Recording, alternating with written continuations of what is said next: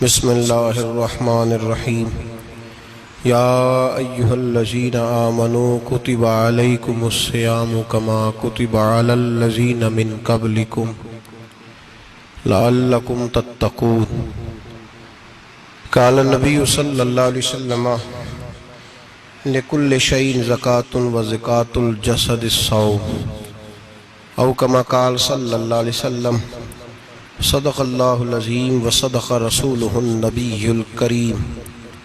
ان اللہ و ملائکتہ یصلون علی النبی یا ایہا الذین آمنوا صلوا علیہ وسلموا تسلیما۔ اللہم صل علی سیدنا و مولانا محمد معدن الجود والکرم وآلہ وصحبہ وبارک وسلم۔ حمد و صلاۃ کے بعد قرآن مجید سورہ بقرہ، اللہ تبارک و تعالی نے ارشاد فرمایا یا ایھا الذین آمنوا کتب علیکم الصیام، اے ایمان والو تم پر روزے فرض کیے گئے، کما کتب علی الذین من قبلکم، اسی طرح جس طرح تم سے پہلے لوگوں پر فرض کیے گئے تھے، لعلکم تتقون، تاکہ تم پرہیزگار ہو جاؤ، متقی ہو جاؤ، اللہ سے ڈرنے والے بن جاؤ، گناہوں سے بچنے والے بن جاؤ، اپنی زندگی کو رب رسول کے احکامات کی روشنی میں گزارنے والے بن جاؤ۔ روزہ ایک پریکٹس ہے، ایک مجاہدہ ہے، ایک جد و جہد ہے۔ جد و جہد کس چیز کی؟ اللہ کی رضا کے مطابق اپنے آپ کو ڈھالنے کی جد و جہد۔ صوم کا لغوی معنی ہوتا ہے رک جانا،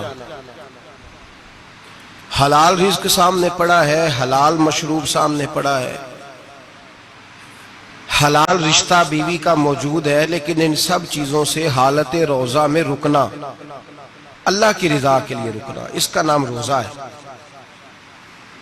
صوم کا معنی رکنے کے ہیں، پرہیز کرنے کے ہیں، بچنے کے ہیں۔ ہر چیز موجود ہے لیکن اللہ کا حکم نہیں ہے تو لہٰذا کھا نہیں سکتے۔ تو رب فرماتے جب جائز چیز ہے تو میری مرضی کے بغیر میرے حکم کے نہیں کھا سکتا، تو نے رکنا ہے تو حرام کیسے کھا لیتا ہے؟ جب جائز چیز کے لیے تجھے حکم ہے، میں کہوں تو کھائے گا، میں کہوں تو نہیں کھائے گا، میں نے حکم دے دیا جائز ہے، روٹی ہے، کھانا ہے، گوشت ہے، تیری فریج میں پڑا سارا کچھ، تو با اختیار ہے، منہ میں دانت بھی ہیں، ہضم کرنے کو ہاضمہ بھی ہے، بھوک کی شدت بھی ہے، پر میری اجازت کے بغیر تو کھا سکتا۔ روزہ رکھ لیا، اب تجھے حکم نہیں کہ تو کھائے۔ جب جائز چیز میری مرضی کے بغیر نہیں کھا سکتا تو ناجائز کیسے کھائے گا؟ میرے نبی پاک علیہ السلام نے اپنے خوبصورت الفاظ کے اندر اس مفہوم کو بیان فرمایا۔ محبوب پاک صلی اللہ علیہ وسلم فرماتے جس نے جھوٹ نہیں چھوڑا، غیبت نہیں چھوڑی، برائی نہیں چھوڑی، اللہ کو اس کے بھوکے پیاسے رہنے کی کوئی ضرورت نہیں۔ وہ کاہے کا رکا ہے؟ جب کوئی کام تو اس نے اللہ کی رضا والا کیا نہیں۔ روزہ رکھ کے دغا کر رہا ہے، روزہ رکھ کے جھوٹ بول رہا ہے، روزہ رکھ کے کم ماپ رہا ہے، تول رہا ہے، دھوکہ دے رہا ہے، رشوت لے رہا ہے، فراڈ کر رہا ہے، حرام کا مال کٹھا کر کے کہتا ہے اس میں سے چلو 10 دیگیں بھی پکا دیں گے۔ وہ بھائی جو کام اللہ نے تجھے کرنے کا حکم دیا تھا، جب تو وہ بجا ہی نہیں لا رہا، مقصد روزہ ہی تو حاصل، لعلکم تتقون۔ روزے کا مقصد یہ ہے کہ تو پرہیزگار ہو جائے۔ میرے نبی پاک علیہ السلام کی بارگاہ عالی مرتبت میں 2 عورتیں آئیں، یہ چیزیں کھا لو، کہنے لگی محبوبہ ہم نے روزہ رکھا ہوا ہے۔ فرمایا نہیں، تمہارا تو روزہ نہیں ہے، حضور رکھا ہوا ہے روزہ، سحری سے لے کر اب تک کچھ نہیں کھایا، شام تک بھی نہیں کھائیں گی۔ محبوب نے فرمایا ذرا کہہ تو کرو، الٹی تو کرو۔ کہہ کی تو ان کے حلق سے خون بھی نکلا اور گوشت کے لوتھڑے بھی نکلے، پھوٹیاں بھی نکلی۔ نبی پاک نے فرمایا وہاں بیٹھ کے تم نے اپنے جاننے والوں کی غیبت نہیں کی، چغلی نہیں کھائی؟ خاموش ہو گئیں، گردنیں جھک گئیں۔ نبی پاک نے فرمایا تم نے قرآن نہیں پڑھا کہ جو اپنے بھائی کی غیبت کرتا ہے وہ مردہ بھائی کا گوشت کھاتا ہے؟ تو گوشت کھا کے بھی تمہارا روزہ رہ گیا ہے۔ کس طرح کا روزہ ہے کہ صاحب روزہ رکھ کے نہ رکھنے والوں پہ تنقید کر رہے ہیں۔ تراویحاں پڑھ کے نکلے ہیں تو کہتے ہیں میں اکیلا ہی نیک ہوں، باقی تو محلے میں کوئی پڑھتا ہی نہیں۔ یہ کیسا تیرا روزہ ہے کہ تو روزہ رکھ کے تو اس کے مقصد کو نہیں سمجھا؟ لعلکم تتقون، روزہ دار تو وہ ہے کہ روزہ رکھا ہوا ہے، کھانے بھی سے رکا ہے، پینے سے بھی رکا ہے، عمل زوجیہ سے بھی رکا ہے، پھر وہ جھوٹ سے بھی رکے، غیبت سے بھی رکے، بدنگاہی سے بھی رکے، حرام خواری سے بھی رکے ساری چیزوں سے۔ یہ بتلائیے کہ روزے کی حالت میں اپنی بیوی کے پاس جانا منع ہے تو غیر محرم کو دیکھنا جائز ہے؟ ہمارے ٹی وی پہ میں نے پہلے بھی کہا تھا کہ ہم ٹھیکیدار اور ذمہ دار نہیں ہیں مذہب کے۔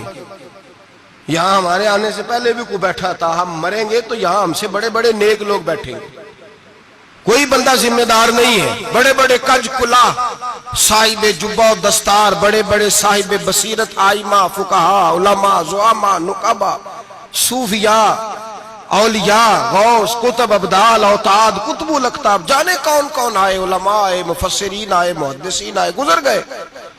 ہم تو خاک نشین لوگ ہیں، تھوڑا کام کرنے والے، تھوڑی صلاحیت رکھنے والے۔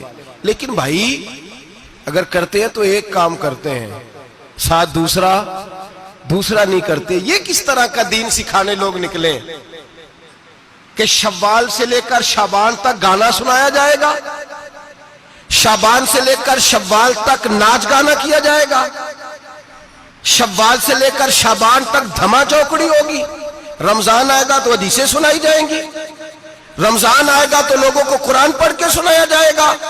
یہ مذہب بانج نہیں ہے کہ گویے مذہب سکھائیں گے، ایکٹر مذہب سکھائیں گے۔ یہ مذہب بانج نہیں ہے کہ ایک گلاس کے اندر پہلے شراب پی لو، پھر اسی گلاس میں رمضان آئے تو شہد بانٹنا شروع کر دو۔ یہ بانج نہیں، یہ میرے رسول اللہ کا مذہب ہے۔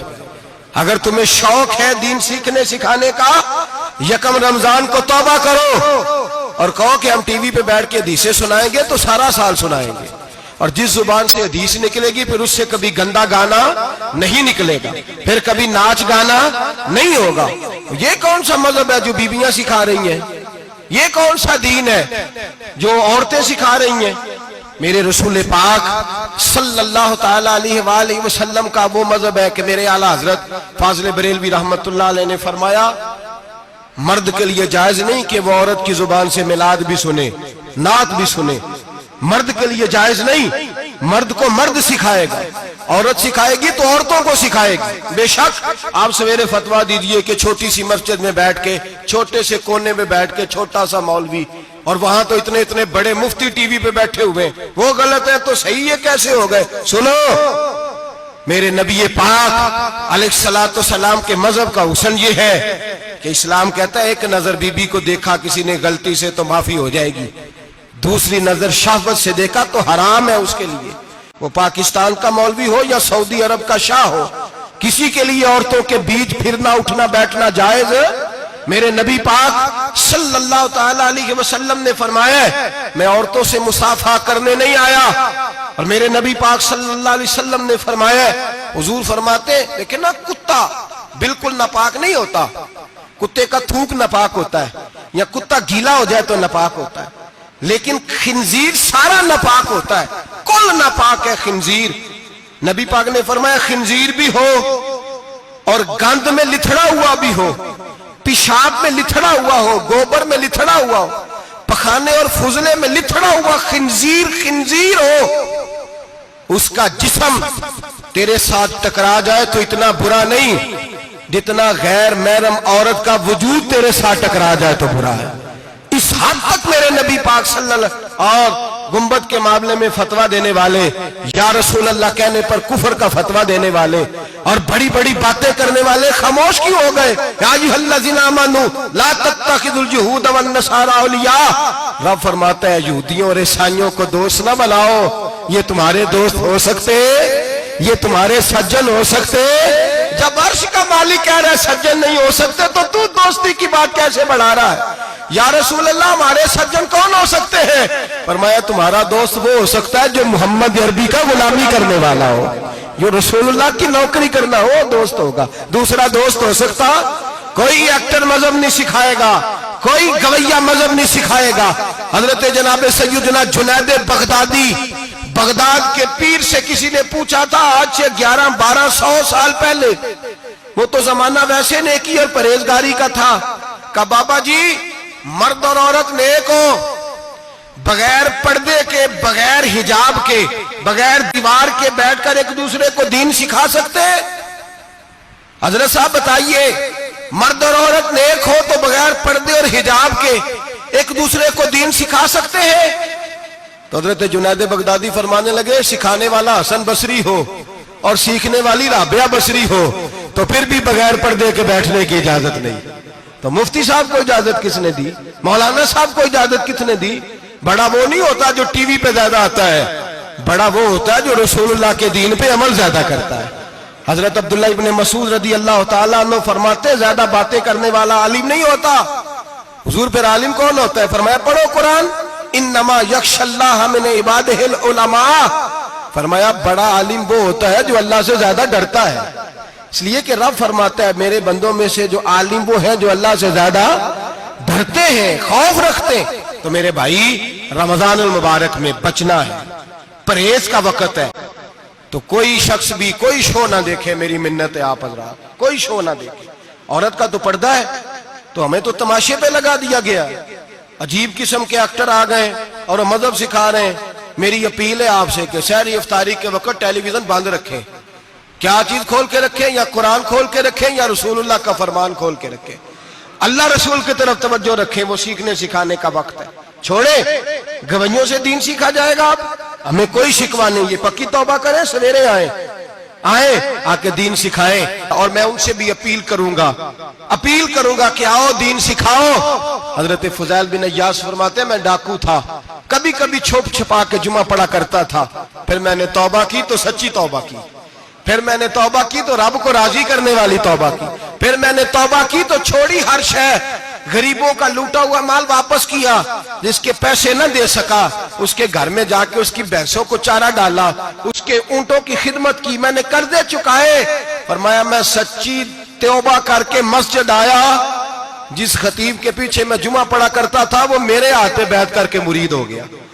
اللہ تبارک و تعالیٰ نے اپنے بندوں کے دل میری طرف پھیر دیے، پھر تمہیں اس میں انعام دینے کی ضرورت نہیں پڑے گی، پھر تم کٹیا نشین بن کے بھی دین پھیلاؤ گے تو اللہ اس میں تاثیر پیدا فرما دے گا۔ تو روزے کا معنی رکنا ہے، روزے کا معنی بولیے، روزے کا معنی رکنا، کس سے؟ جھوٹ سے، غیبت سے، بدی سے، بدنگاہی، کھانے پینے۔ روزہ کس پہ فرض ہے؟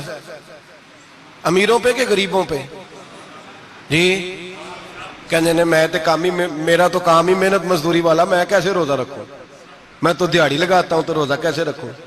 میں نے نہیں کسی حدیث میں پڑھا کہ روزہ وہ رکھے جو دفتر میں بیٹھتا ہے۔ صحابہ کے زمانے میں تو دفتر ہوتے ہی نہیں تھے، کسی جگہ نہیں لکھا ہوا روزہ وہ رکھے گا جو اے سی میں بیٹھتا ہے، تب تو اے سی تھے ہی نہیں۔ حضرت ابوبکر صدیق رضی اللہ تعالیٰ عنہ سے لے کر جناب بلال تک سارے اپنے ہاتھ سے کام کرتے، سارے اپنے ہاتھ سے کام کرتے، سارے۔ حضرت عمر فاروق رضی اللہ تعالیٰ عنہ خلیفہ وقت ہونے کے باوجود مال غنیمت کے اونٹ چرنے جاتے تھے تو چراگاہ میں چھوڑنے میں جاتے تھے، لینے بھی آتے تھے واپس۔ سارے لوگ اپنے ہاتھوں سے مشقت والے کام کرتے، حضرت بلال مزدوری کرتے، سلمان فارسی مزدوری کرتے، مقداد مزدوری کرتے، صحابہ مزدوریاں کرتے، روزے رکھتے۔ اور رمضان کے جانے کا وقت ہوتا تو در رسول پہ کھڑے ہو کے عرض کرتے محبوبہ دل نہیں بھرا، دل کرتا ہے کبھی رب سارا سال ہی روزے عطا کرے، سارا سال رمضان دے تو ہم سارا سال روزے رکھنے کو تیار ہیں۔ جذبہ تھا، طاقت تھی، ہمت تھی۔ آج نوجوان لڑکا ہے کہتا ہے مجھ سے بھوک برداشت نہیں ہوتی۔ میرے بھائی رب بیماری لا دینا، اللہ سے دعا مانگے اللہ شفائے عطا فرمائے، اور دعا کریں اللہ آزمائش سے محفوظ فرمائے۔ آپ یقین کریں میں نے لوگوں کو دیکھا ہے حلق سے قطرہ نہیں اترتا، خوراک کی نالی لگی ہوئی ہے، اعلیٰ غذائیں پکی ہوئی پڑی ہیں، عرش کا مالک کہتا ہے میں تیرے حلق سے گزرنے نہیں دوں گا، قانون بن گیا۔ میں نے دیکھا ہے ڈرپ پہ لوگ زندہ ہیں، بوتل لگی ہوئی ہے گلوکوز کی، گزارا چل رہا، اعلیٰ غذائیں پڑی ہیں، لاکھوں روپیہ تجوری میں پڑا ہے۔ مالک کہتا ہے تو نہیں کھا سکتا، تو وہ کھانے نہیں دیتا، نہیں کھانے دیتا۔ ایک شخص یورپ کے علاقے کا، میں کسی کالم نویس کا پڑھ رہا تھا، وہ کہتا ہے میری خربوں میں جائیداد ہے لیکن میرے معدے میں ایسی تکلیف ہے کہ میں آٹے کو چھان کر جو اوپر سے بورا نکلتا ہے صرف وہ کھا سکتا ہوں، اس کے علاوہ میں کائنات کی کوئی نعمت کھا نہیں سکتا۔ اور میرے بھائی وہ جب چاہے تو بڑے بڑے کھانے کھانے سے تجھے روک دے، تیرے دانت چبانے کے قابل نہ رہے، زبان نگلنے کے قابل نہ رہے، معدہ تیرا ہضم کرنے کے قابل نہ رہے، وہ جب چاہے تو جو مرضی کر لے۔ وہ کہتا چل تو میری مرضی پہ چلنا، 1 مہینہ میرے کہنے پہ نہ کھا، 1 مہینہ میرے کہنے پہ نہ کھا، تو یا اللہ تو کیا کرے گا؟ فرمایا صوم تصحو، میرے نبی پاک نے فرمایا تم روزے رکھو، اللہ تمہیں صحت عطا فرما دے گا، اللہ تندرستیاں دے دے گا، شفائیں دے دے گا۔ تم روزے رکھو، اللہ تمہیں، سبحان اللہ، اللہ تمہیں، اللہ طاقت دیتا ہے، ہمت دیتا ہے، اللہ ہمت دیتا ہے۔ میں نے دیکھا ہے، میں نے بزرگوں کو دیکھا ہے، ضعیف لوگوں کو دیکھا ہے، کمزور لوگوں کو دیکھا ہے، میں نے دیکھا ہے روزے رکھتے ہوئے، مزدوروں کو دیکھا ہے روزے رکھتے ہوئے۔ میں اپنے ابا جی کو کہتا ابا جی اتنی سخت گرمی اور مزدوری آپ کرتے اور مزدوری کے عالم میں روزہ رکھتے، تو کہتے پتر روزہ کی آندا ہے، روزہ کدوں کو جاندا ہے، روزہ اپنی جگہ تے وے مزدوری اپنی جگہ ہوتے۔ اور کئی دفعہ مینوں فرمان لگے، مینوں یار سمجھ کوئی نہیں لگدی، پتہ نہیں روزیاں چ اللہ طاقت کتھوں دے چھڑدا ہے، اتنی زیادہ کام بھی زیادہ کریدا ہے تے روزہ بھی بھائی صوم تصحو، میرے مصطفیٰ نے فرمایا تو روزہ رکھ، اللہ تجھے صحت عطا فرما دے گا۔ رب تعالیٰ تجھے، یہاں ہوٹل کھلے ہوئے ہیں، یہاں عجیب حالات ہے، ہوٹل کھلے ہوئے ہیں، لوگ بہانے ڈھونڈتے پھرتے ہیں، کہتے ہیں کٹ لگ گیا تھا، ذرا تھوڑا سا خون نکل آیا، سنی پلاس لگائی تو روزہ نہیں رکھا، یہ ذرا مجھے تھوڑی دقت ہو گیا تو میں نے روزہ نہیں رکھا، کھانسی لگ گئی تو روزہ نہیں رکھا۔ او خدا کے بندے، روزہ تو نعمت ہے، اور سبحان اللہ میرے نبی پاک نے فرمایا لکل شیء زکات و زکات الجسد الصوم، فرمایا ہر شے کی زکات ہوتی ہے، وجود کی زکات روزہ ہے، روزے رکھو جسم کی زکات نکل جائے گی۔ فاقہ کرنا بھی میرے نبی پاک کی سنت ہے، مسواک کرنا بھی سنت ہے، اور فاقہ کرنا بھی، مسواک والی سنت زیادہ اپناتے ہیں لوگ، فاقہ کرنا بھی نبی پاک کی سنت ہے۔ ایک صاحب مجھے کہنے لگے جناب بیٹھ کے کھانا حضور کی سنت ہے، میں نے کہا کبھی کبھی نہ کھانا بھی نبی پاک کی سنت ہے، نہ کھانا بھی حضور کی سنت ہے۔ اور ہمارے فقہاء نے لکھا ہے جو روٹی زیادہ کھاتا ہے اس میں 2 باتیں پیدا ہو جاتی ہیں، کیا کیا؟ ایک بولتا زیادہ ہے، دوسرا سوتا زیادہ ہے، غافل ہو جاتا ہے۔ فقہ اور حکیم اطباء ڈاکٹر کہتے ہیں کہ پیٹ خالی رہے نا جس آدمی کا، اس کا حافظہ مضبوط ہوتا ہے، اس کے ذہن کی گرہ کھلتی ہے، زیادہ کھانے سے تو خماری چڑھتی ہے، دماغ ڈھونڈتے پھرنا روٹی کدھر سے آج اچھی ہے، گھر میں نہیں پکی تو ہوٹل چلے جانا، کھانے کے سوا اور کام ہی کوئی نہیں۔ اور صاحب میرے نبی پاک علیہ السلام نے فرمایا کافر 7 آنتوں سے کھاتا ہے، 7 آنتوں سے، اور فرمایا میرا مومن 1 آنت سے کھاتا ہے، اس کے وجود میں کھانے والی 1 آنت ہے، کافر 7 آنتوں سے کھاتا ہے۔ فاقہ کشی سے نورانیت پیدا ہوتا ہے، کم کھانا۔ دیکھیں نا نبی پاک صلی اللہ علیہ وسلم نے اللہ سے فاقہ مانگ کے لیا ہے، یا اللہ 1 وقت روٹی دے، 1 وقت کا فاقہ دے، مانگ کے لیا ہے نبی پاک نے، مانگ کے۔ حضرت ابو ہریرہ رضی اللہ تعالیٰ عنہ فرماتے ہیں بھوک زیادہ لگتی تھی نا جب مجھے، تو میں حضرت عمر سے، ابو بکر سے، عثمان مولا علی سے کوئی مسئلہ پوچھ لیتا تھا، اور جب میں مسئلہ پوچھتا تھا تو وہ مجھے روٹی کھلا دیتے تھے، جب میں ان سے مسئلہ پوچھتا تو وہ مجھے، حضرت ابو ہریرہ فرماتے ہیں مجھے بھوک لگی، میں حضرت عمر کے پاس گیا، ان سے مسئلہ پوچھا، ان کا رواج تھا جب میں مسئلہ پوچھتا تو پہلے روٹی کھلاتے۔ ہمارے بزرگ یہ فرماتے ہیں کہ کھانے کھلا کے دین پڑھاؤ، صرف تمہارا کتب خانہ نہیں کھلا ہونا چاہیے، تمہارا دسترخوان بھی کھلا ہونا چاہیے۔ کسی نے نبی پاک صلی اللہ علیہ وسلم سے پوچھا تھا بہترین مسلمان کون ہے؟ حضور نے فرمایا جو سلام لینے میں پہل کرے اور روٹی زیادہ کھلائے، جو روٹی ہر وقت فکر کرے آ یار تو روٹی کھا لے، روٹی کھانے کی طرف توجہ دلائے۔ کھلانا سنت ہے، زیادہ کھانا اس میں بھی فرق رکھے۔ تو نبی پاک صلی اللہ علیہ وسلم کے صحابی حضرت ابو ہریرہ رضی اللہ تعالیٰ عنہ فرماتے ہیں میں نے حضرت عمر سے مسئلہ پوچھا، میں نے کہا حضور مسئلہ بتائیں، تو کہتے پہلے ان کی عادت تھی جب میں مسئلہ پوچھتا تو روٹی بھی کھلاتے، آج انہوں نے مسئلہ ہی بتایا ہے، روٹی کوئی نہیں کھلائی۔ تو مجھے کہنے لگے ابو ہریرہ تو سوچتا ہوگا روٹی نہیں اس نے پوچھی، تو نے کب سے کھانا نہیں کھایا؟ میں نے کہا آج صبح سے۔ تو جناب عمر کہنے لگے میں نے کل صبح سے نہیں کھایا۔ چل ابو بکر صدیق کے گھر مسئلہ پوچھتے ہیں، کہتے ہیں جناب صدیق اکبر کے دروازے پہ گئے، جا کر کے ان سے مسئلہ پوچھا۔ ان کی بھی عادت تھی جب کوئی مسئلہ پوچھنے جاتے تو دسترخوان بچھا لیتے، کہتے آؤ روٹی بھی کھلاتا ہوں مسئلے بھی بتاتا ہوں۔ کہتے ہیں گئے تو انہوں نے بھی مسئلہ بتایا، روٹی کوئی نہ پوچھی۔ تو کہنے لگے عمر ابو ہریرہ تم لوگوں نے کل پرسوں سے نہیں نہ کھایا ہوگا، اور ابو بکر کو 4 دن گزر گئے ہیں، تھوڑا سا دودھ ملا ہے یا کھجور ملی ہے، روٹی کوئی نہیں ملی، چلو در رسول پہ چلتے ہیں، آؤ حضور کی بارگاہ میں۔ کہتے ہیں نبی پاک کی بارگاہ میں آئے، حضور نے چہرے دیکھے، کریم سے مسئلہ نہیں پوچھنا پڑا، میرے مصطفیٰ کریم نے فرمایا بھوک لگی ہوئی ہے تم تینوں کو؟ 3-4 دن ہو گئے؟ اللہ کے رسول نے فرمایا مجھے پورا ہفتہ ہو گیا ہے۔ سبب کچھ اور ہے جس کو تو خود سمجھتا ہے، زوال بندہ مومن کا بے زری سے نہیں، بھوک نقصان کا وجہ نہیں بنی، وجہ کوئی اور بنی ہے۔ رشوتیں جو بازار گرم ہوئے ہیں لوٹ مار کے، یہ روٹی کے لیے نہیں، یہ زیادہ کھانے کے لیے، یہ بینک بیلنس کے لیے گرم ہے۔ یہ لوٹ مار کا مقصد کوٹھیاں بنانا ہے، روٹی کا تو رب کریم کا وعدہ ہے۔ جو روز روتا ہے شام کو کہ میرا کاروبار کوئی نہیں، اصل میں کہتا ہے بنگلہ کوئی نہیں، اصل میں کہتا ہے کار کوئی نہیں، پجارو کوئی نہیں، روٹی تو اللہ عطا فرماتا ہے، اس کا وعدہ ہے۔ فرمایا حضور نے 3 دن بیت گئے، چلو میرا بے تکلف صحابی ہے ابو الحسن انصاری، وہ بڑے نصیب والے ہوتے ہیں جن کو میرے نبی پاک خود کہتے تھے کہ تیری فلانی ذمہ داری ہے۔ اس زمانے کا تو کسی کو کہہ دیا جائے تیری ذمہ داری ہے تو کہتا ہے یہ تو پھٹیکے ڈالنے لگ گیا ہے، یہاں سے تو چھٹی کر دینی چاہیے۔ خوش ہوتے تھے صحابہ کہ ہماری ذمہ داری لگی۔ کہتے ہیں حضرت ابو الحسن انصاری کے گھر گئے، نبی پاک نے فرمایا بھوک بڑی لگی ہے، کھانا لا۔ کہتے ہیں حضور نے اسے کہا تو اس آدمی کو تو وجد ہی ہو گیا، اس نے کہا میرے اتنے نصیب کہ حضور کا یہ کھانا کھلا۔ آؤ دیکھو دنیا والوں، آج جو سب سے زیادہ عزت والا ہے وہ میرا مہمان بنا ہوا ہے۔ فرماتے ہیں وہ دوڑے گئے، بکری اٹھائی، ذبح کی، بیوی کو کہنے لگے روٹی تیار کر، ادھر کھجوریں توڑی، انگور توڑے، کہنے لگے حضور آپ جب تک تناول کریں تب تک کھانا پک جاتا ہے۔ حضرت عمر کہتے ہیں روٹی پک کے آئی، بڑا پیارا گوشت، بڑا اچھا سالن، بڑا خوبصورت خلوص والا کھانا۔ فرماتے ہیں میں نے بڑا ہی کھایا۔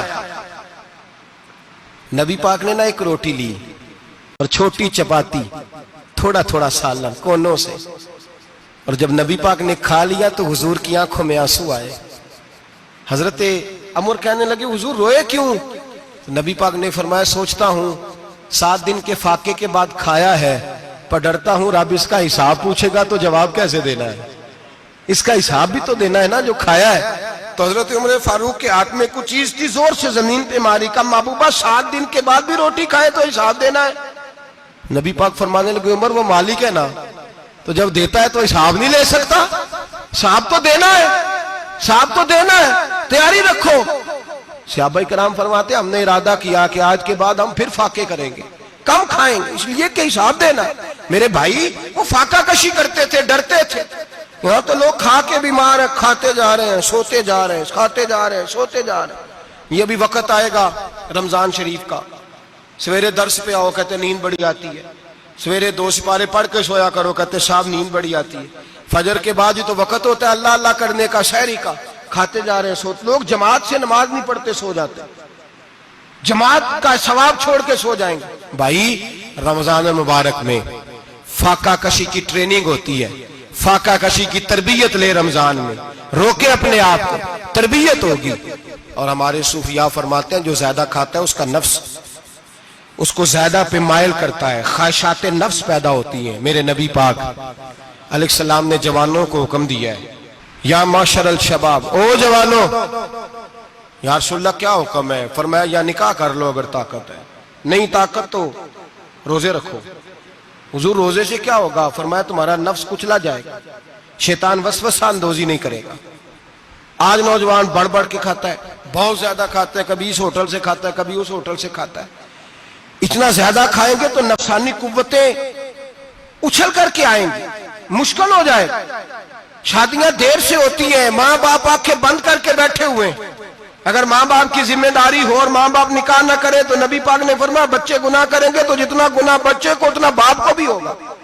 تو ماں باپ چپ ہیں، دوسرا شادی مشکل بڑی ہے، مہنگی بڑی، اور تیسرا نہیں کر رہے کچھ لوگ تو روزے بھی نہیں رکھ رہے۔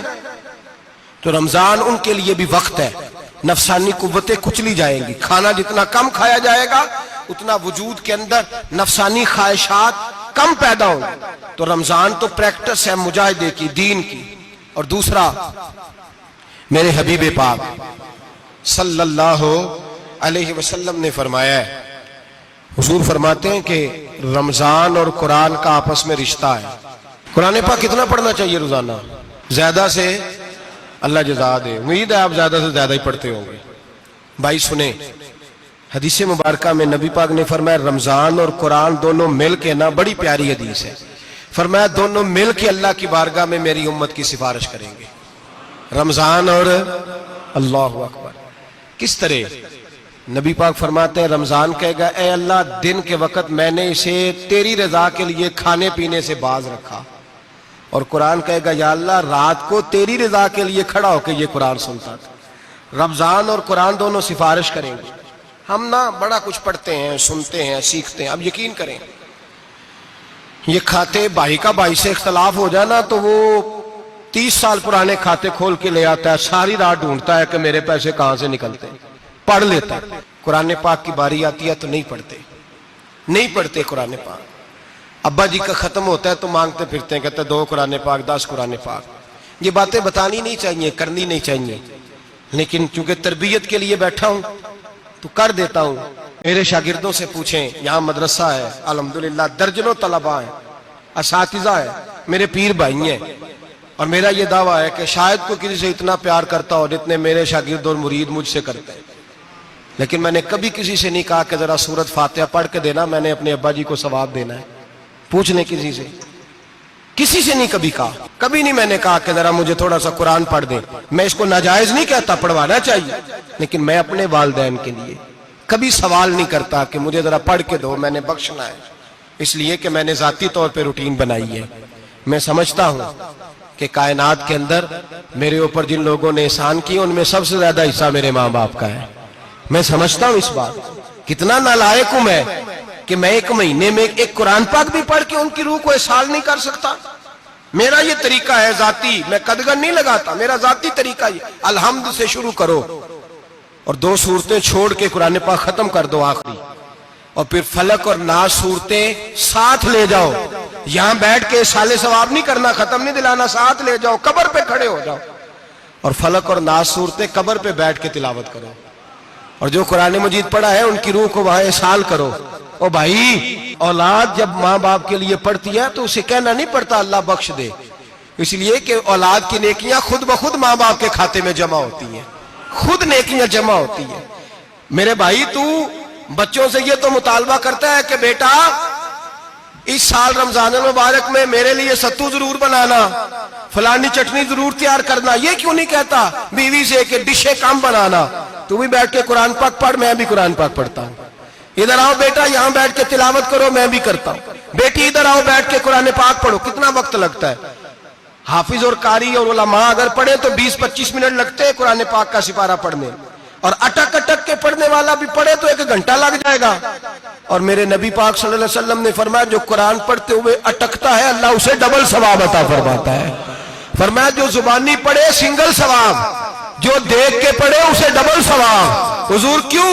فرمایا اس لیے کہ میرا قرآن دیکھنے پہ بھی اللہ ثواب عطا فرماتا ہے، قرآن دیکھنے پہ بھی اللہ ثواب دیتا ہے، دیکھنے کا بھی ثواب۔ رمضان شریف میں قرآن پاک پڑھے، کھول کے پڑھے۔ اور میرے بھائی اگر تیرا بچہ پڑھے، اگر تیری بیٹی پڑھے، کائنات کا خوش نصیب باپ وہ ہے کہ بیٹا قرآن پڑھے، چاہے ناظرہ ہی پڑھے، جس کی بیٹی پڑھے۔ زندگی میں انہیں اس کام پہ لگا جاؤ، مرنے کے بعد بھی پڑھیں گے۔ امام جلال الدین سیوطی شافعی رحمت اللہ علیہ فرماتے حضرت عیسیٰ قبر کے پاس سے گزرے، قبر پہ عذاب ہو رہا تھا، اللہ کا غضب برس رہا تھا، جناب عیسیٰ استغفار پڑھتے ڈرتے گزر گئے۔ تھوڑی دیر کے بعد، چند گھنٹوں کے بعد گزرے تو اسی قبر پہ پھول کھلے ہوئے تھے، رحمت برس رہی تھی۔ حضرت عیسیٰ علیہ السلام عرض کرنے لگے مولا تو بے نیاز ہے، میری طاقت نہیں تیرے کاموں میں بولنے کی، پر ابھی تو یہاں عذاب ہو رہا تھا، ابھی رحمت برس رہی ہے۔ جناب عیسیٰ کہتے ہیں آواز خدا بندی آئی، عیسیٰ بندہ بڑا گناہگار تھا، پاپی تھا، مجرم تھا، خطا کار تھا، لیکن جب اس کا انتقال ہوا، اس کی بیوی حاملہ تھی، اس کے پیٹ میں بچہ تھا، بچہ اس کے انتقال کے بعد پیدا ہوا، آج وہ 4-4.5 سال کا ہوا ہے، مکتب میں گیا ہے، مدرسہ میں گیا ہے، استاد نے بسم اللہ شریف پڑھائی ہے، فرمایا اس نے توتلی زبان سے کہا ہے بسم اللہ الرحمن الرحیم، کہ عیسیٰ مجھے بتلا اس زمین پر وہ معصوم جسے ابھی رحمان اور رحیم کہنا نہیں آتا، وہ توتلی زبان سے مجھے رحمان اور رحیم کہے، اور میں اسی زمین پہ اس کے باپ کو عذاب دوں۔ فرمایا اس نے ایک بار رحمان الرحیم کہا ہے، میں نے اس کی باپ کی قبر کو نور سے معمور فرما دیا ہے، نور سے بھر دی ہے قبر، برکت سے بھر دی ہے۔ اللہ کرے میرے بیٹے بھی قرآن پڑھے، اللہ کرے میری بیٹیاں بھی قرآن پڑھے، اللہ کرے ہم سب کی اولادیں قرآن پاک پڑھے۔ دیکھیں نا امام اعظم ابو حنیفہ رمضان میں 61 قرآن پاک پڑھتے تھے۔ کتنے؟ 60 تے ایک، اللہ اکبر۔ ایک قرآن پاک دن میں پڑھتے پورا، ایک رات کو پڑھتے، ایک تراویح میں پڑھتے، 61 قرآن پاک امام صاحب پڑھتے۔ آپ فرماتے میں نے چھوڑ دیے سارے وظیفے، میں صرف رسول اللہ کا قرآن پڑھتا ہوں۔ رمضان سارا قرآن پاک، سارا رمضان۔ اب تو عادت ہی نہیں رہی ہمیں قرآن پاک کی۔ اگر لوگ ناراض نہ ہوں تو محفل نعت ہوتی ہے تو تلاوتیں کتنی ہوتی ہیں، اور نعتیں ہم نے ذوق ہی نہیں بنایا، ذوق ہی نہیں بنایا ہم نے تلاوت قرآن کا، اس لیے کہ قراء علماء فقراء ان کو ہم تیار ہی نہیں کر رہے، ہم تو ایکٹر پال رہے ہیں جو پیسے لیتے ہیں نعت خوانی کے، معاذ اللہ۔ او میرے بھائی، کیا قرآن میرے نبی کی نعت نہیں؟ حضرت عائشہ صدیقہ رضی اللہ تعالیٰ عنہ کے پاس صحابہ گئے، کہنے لگے اماں جی ہمیں نبی پاک کا اخلاق بتلائیں، تو اماں جی کہنے لگی جاؤ جا کے قرآن پاک پڑھو، کانا خلقہ القرآن، سارا قرآن میرے نبی کے اخلاق کا ہی نام ہے، یہ ساری نعت ہے، یہ ساری نعت ہے۔ اس نعت کو سننے لوگ کیوں نہیں آتے؟ اتنا راش میں اپنے نعت میں اتنا تراویح پہ کیوں نہیں ہوتا؟ اور ملت کا جوان یاد رکھے، بوڑھے تراویحاں پڑھتے ہیں، ضعیف تراویحاں پڑھتے ہیں، گھٹنوں میں درد ہے تراویحاں پڑھتے ہیں، بیمار بوڑھے تراویحاں پڑھتے ہیں، جوان وہاں چوک میں کھڑے۔ کیا جوانی اس لیے ہے چوکوں میں کھڑا ہوا جائے؟ کیا جوانی اس لیے ہے کہ سعودی عرب جانے کے لیے پاسپورٹ بنانا ہو تو 2.5 گھنٹے کھڑا رہے تو؟ شناختی کارڈ کے دفتر تو کھڑا رہے، پروٹیکٹر کے لیے کھڑا رہے، کافروں کے سامنے کاسا لیسی کرنے کے لیے تو کھڑا رہے، تو نوکری پہ جائے تو ساری رات کھڑا رہے، اور تو قرآن کے لیے کھڑا نہیں ہوتا؟ میرے محبوب نے فرمایا من قام ایمانا واحتسابا غفر له ما تقدم من ذنبه، فرمایا جو رمضان المبارک میں اللہ کی رضا کے لیے گناہوں کی معافی کے ارادے سے قیام کرے گا، راتوں کو عبادت کرے گا، اللہ اس کے پچھلے سارے گناہ معاف فرما دے گا۔ نوجوان ارادہ کریں، پروگرام بنائیں کہ انشاءاللہ قرآن پڑھنا بھی ہے، قرآن پڑھوانا بھی ہے، سننا بھی ہے، اور انشاءاللہ بولیے سننا بھی ہے اور پڑھنا بھی ہے اور پڑھانا بھی۔ ہمت کریں، دلیری کریں، آ کے کھڑے تو ہو، اللہ توفیق عطا کرے گا۔ پہلی بات یہ کہ روزہ رکھیں، دوسری بات یہ کہ قرآن پاک کی تلاوت کریں، اور روزہ رکھیں تو روزے کے سارے حسن سمیت اسے رکھیں۔ نبی پاک نے فرمایا رمضان غمخواری کا مہینہ ہے، غمخواری کریں۔ ہمارے زمانے میں 2 قسم کی تکلیفیں ہیں، ایک تو غریب آدمی، اس کا حال یہ ہے کہ وہ مانگتے ہی گزارا کرنا چاہتا ہے، اس نے ہاتھ یوں کر لیا ہے تو اب اس کا یوں ہونے کو تیار نہیں۔ ضرورت اگر کسی آدمی کو کسی دروازے پہ لے جاتی ہے تو برا نہیں، لیکن سوال کا اپنے اوپر دروازہ کھول لینا یہ ٹھیک نہیں۔ فاقہ کشی پیدا کریں، حوصلہ پیدا کریں، تھوڑے پہ گزارا کرنا سیکھیں۔ غریبوں کو بھی اجازت نہیں کہ وہ نکل کھڑے ہوں میدان میں مانگنے کے لیے، ٹولیاں نکلتی ہیں رمضان میں، جتھے نکلتے ہیں خیرات کٹھی کرنے والے۔ بچیں، میرے نبی پاک صلی اللہ علیہ وسلم نے فرمایا جس نے بغیر ضرورت کے سوال کیا، جب قیامت کے دن آئے گا تو اس کے چہرے کے اوپر گوشت نہیں ہوگا، صرف ڈھانچہ ہی ہوگا۔ اتنی بھیانک صورت میں آئے، بغیر اشد ضرورت کے سوال نہ کر، کبھی سوال نہ کر۔ اور امیروں سے گزارش ہے کہ رمضان ہمدردی کا مہینہ ہے، ہمدردی کریں تو سامنے والے کی عزت کا بھی خیال کریں۔ یہ بات درست ہے کہ غریب سیاڑا نہیں ہوتا، اس لیے کہ جس کی جیب میں پیسے نہیں ہوتے بھائی اسے عقل بھی نہیں ہوتی، جس کے گھر کار نہیں ہوتی اسے چلانے کا طریقہ، جس کے گھر اوون نہیں ہوتا اسے چلانے کا طریقہ بھی نہیں آتا، جس کے گھر میں چیزیں ہوتی ہیں اسے چلانا بھی آ جاتا ہے، جدے کر دانے اودے کملے بھی اس کے سیانے ہو جاتے ہیں۔ تو چودھری صاحب، سیٹھ صاحب، نواب صاحب آٹا تقسیم کرتے ہیں، کھڑے ہو کے فوٹو کھچاتے ہیں، فیس بک پہ دیتے ہیں، اور ایک آٹے کا تھیلا اور 10 اخباروں میں فوٹو۔ اللہ سے ڈریں، رمضان ہمدردی کا مہینہ، ہمدردی کا۔ غریب کو دیں تو اس کی عزت کو رسوا نہ کریں۔ میرے نبی پاک علیہ السلام کے صحابی حضرت عبداللہ ابن عمر رضی اللہ تعالیٰ عنہ ڈھونڈ کے لاتے تھے مسکینوں کو، ڈھونڈ کے اور جب لاتے تھے تو اپنے دسترخوان پر بٹھا کر اپنے ساتھ افطاری کرایا کرتے تھے. اور پھر فرمایا اللہ تعالیٰ نے لن تنالوا البر حتی تنفقوا مما تحبون، اللہ کے راستے میں وہ چیز دینی ہے جو تمہیں زیادہ پیاری ہو. کون سی چیز جو تمہیں؟ میں تھوڑا سا بے باک ہوں، بعض دوستوں کے ساتھ، سب کے ساتھ نہیں. ایک دوست مدرسے میں گھی دینے آئے ایک دفعہ، تو وہ والا گھی دے گئے جو سب سے سستا تھا. تو میں نے کہا مجھے دیانتداری سے بچائے، آپ یہی کھاتے ہیں گھر میں؟ کہنے لگے نہیں. تو میں نے کہا پھر ہم نے بچے مارنے کے لیے تو نہیں نہ رکھے ہوئے، کیا وہ والا گھی اللہ کے راستے میں پیاری چیز دے رہی ہے نا، اس لیے گلے گلے نوٹ لوگ مسجد کے گلے میں ڈال جاتے ہیں، پھٹے ہوئے ڈال جاتے ہیں، کہتے ہیں جوڑ لیں گے مولوی صاحب.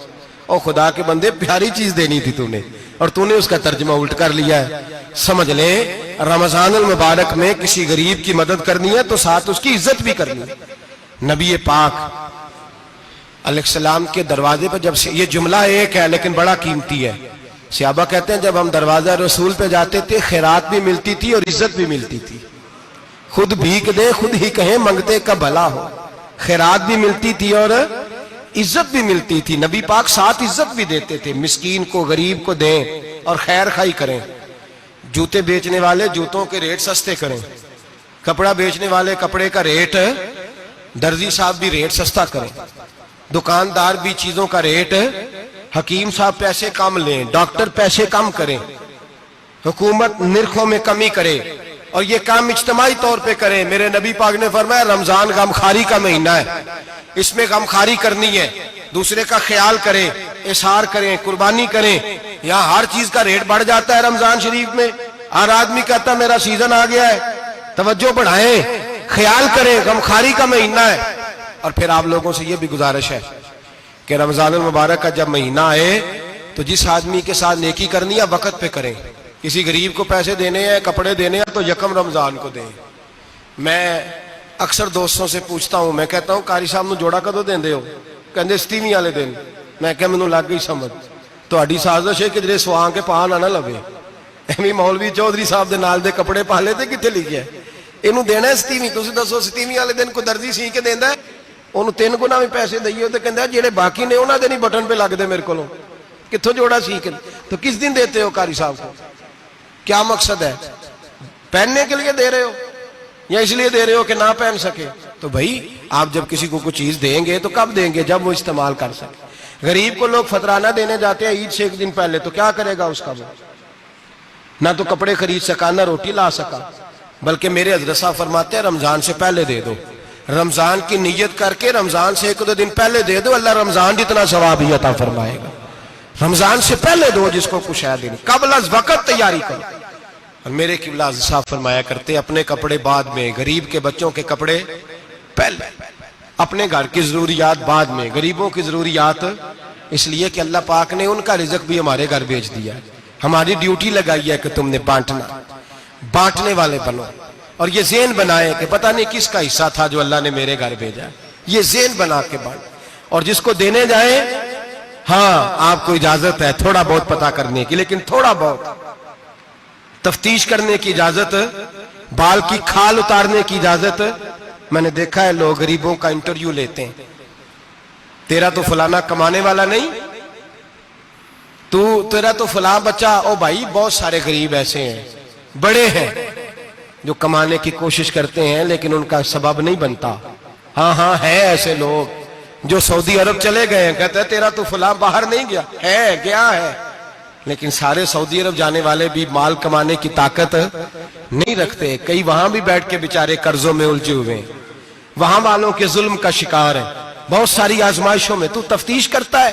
میرے امام شافعی کا ایک جملہ اگر آپ کو یاد رہ گیا تو بات بن جائے گی.